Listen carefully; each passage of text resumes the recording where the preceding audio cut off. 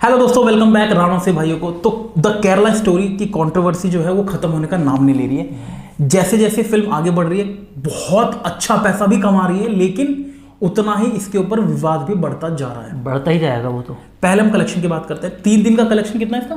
3 दिन का इसका कलेक्शन था करीबन 36 करोड़ के आसपास। 36 करोड़, हाँ, जो कि हाँ, इस बजट की फिल्म के लिए बहुत अच्छा है। पहले दिन 8 करोड़, दूसरे दिन 11 करोड़ और तीसरे दिन 16 करोड़। और मंडे टेस्ट में मूवी पास हो गई है। मंडे में कमाए हैं इसने 10 करोड़, यानी फ्राइडे फर्स्ट डे से भी ज़्यादा। योगी आदित्यनाथ जी ने बोल दिया है कि ये मूवी यूपी में टैक्स फ्री होगी, लेकिन इसके इसके अलावा बहुत से ऐसे हमारे स्टेट हैं जहां ये फिल्म बैन हो गई है। सबसे पहला स्टेट हम आपको बताते हैं। 2 दिन पहले ये फिल्म तमिलनाडु के अंदर इसको बैन कर दिया गया। बैन मतलब बैन नहीं कहेंगे, कि जो थिएटर्स में लगी हुई थी ना वहां से उतार रहे हैं। नहीं, और ऑफिशियली स्टेटमेंट है यार, बैन लिखा तो हाँ शायद बैन इसलिए से उतार रहे हैं, सिंपल सी बात है। अब मैं आपको बताता हूँ क्या रीजन दिया गया है। वहाँ ये रीजन दिया गया है कि मैं आपको पढ़ के सुना देता हूँ। ये आर्टिकल न्यूज़पेपर का था। The film was only show in few multiplex like PVR. 1-2 multiplex PVR, एक या 2 शो डाले गए हैं। लोकल थिएटर्स में से फिल्म उतार दी गई है और रीजन रहा है वहाँ के लोगों ने जो प्रोटेस्ट करा है।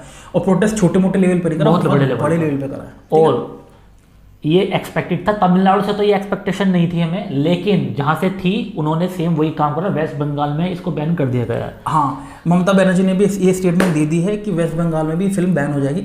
अभी कल तक तो कुछ शोज लग रहे थे, आज पता चल जाएगा कि पूरी तरह से बैन हुई है, कुछ थिएटर्स में से हटाया गया है। बैन का मतलब बैन ही है। वेस्ट बंगाल में तो मुझे कंफर्म है कि बैन हो ही जाएगी। अब सवाल ये उठता है, कहीं तो ये टैक्स फ्री हो रही है, कहीं ये बैन हो रही है। नहीं, अब मेरा सवाल सब लोगों से ये है कि देखिए, आप अक्सर ये चीज सुनते हैं न्यूज में कि हर इंसान को बोलने की आजादी है, फ्रीडम ऑफ स्पीच है।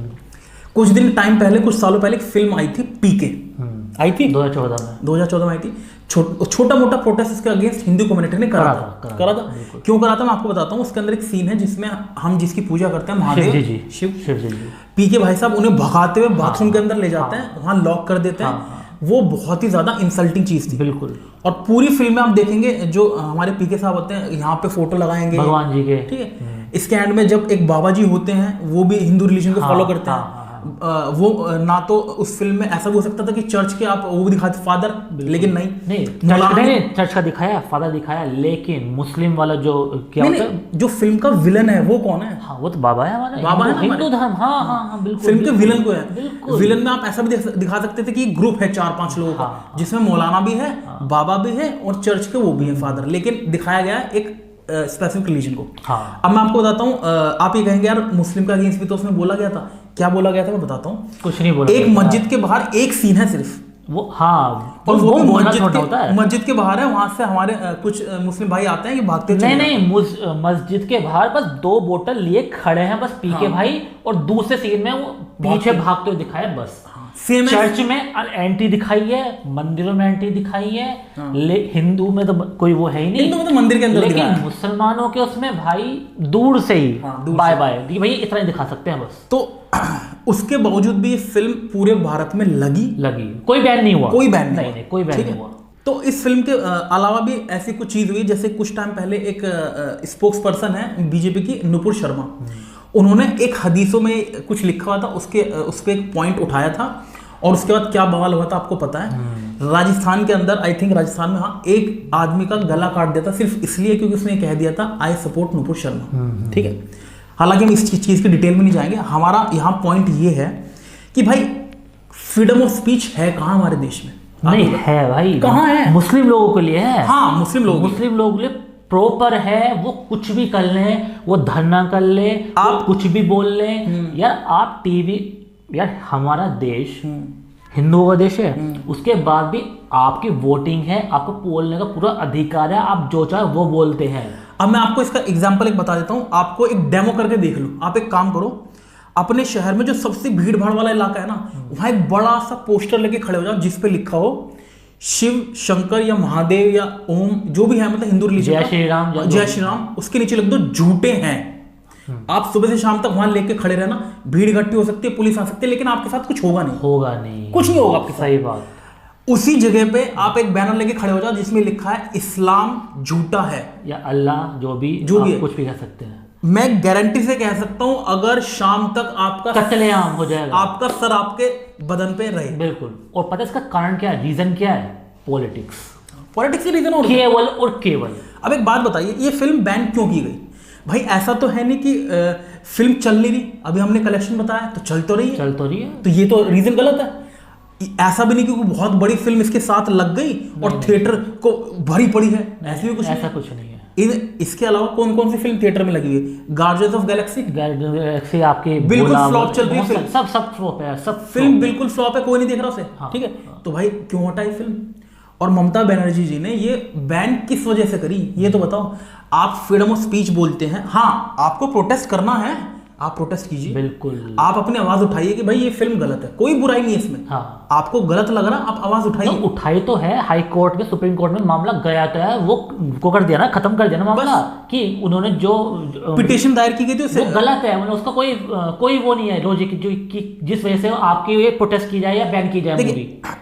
कोर्ट में मामला गया, पिटीशन दायर की गई कि ये फिल्म जो है इसे बैन किया जाए। कोर्ट ने ये बोला कि ये फिल्म में ऐसा कुछ भी नहीं है जिसे बैन किया जाए, अगर ऐसा कुछ होता तो सेंसर बोर्ड इसे पास नहीं और करा भी है, 10 कट लगाया है सेंसर बोर्ड ने, ऐसा नहीं है जो ने लगा कि ये नहीं दिखाना चाहिए, उस पर सेंसर किया गया, ऐसा नहीं है। उसके बाद ही मूवी थिएटर्स में आई, ये सिंपल सी बात है।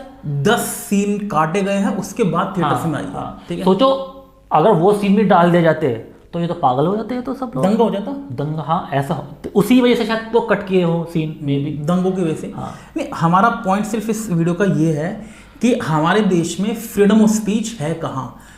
तो अब पॉइंट यहाँ ये आता है कि भाई इसका समस्या का समाधान क्या है। सबसे पहले हम एक आपको छोटी सी वीडियो दिखाते हैं, इस वीडियो को देखिए और उसके बाद हम आपसे बात करते हैं। मैं भी मूवी देखा, मैं मुस्लिम हूँ, मूवी देखा, मुझे बहुत अच्छी लगी। अगर ऐसा होता है तो दुख है, हमारे दिल में भी दुख है, मगर ये जो सीरिया के मुसलमान है वहाँ की स्टोरी दिखा के हम मुसलमानों को नहीं बदनाम करना चाहिए। हम इंडिया के मुसलमान हैं, हम हिंदुस्तान के मुसलमान हैं, और सीना ठोक के बोलते हैं कि हम हिंदुस्तान के मुसलमान हैं। अगर मेरा भाई मेरी बहन कोई हिंदू लड़की होती है, कोई हिंदू होता है, अगर उसके सीने पे गोली चलेगी तो सबसे पहले हम मुसलमान खड़े होंगे।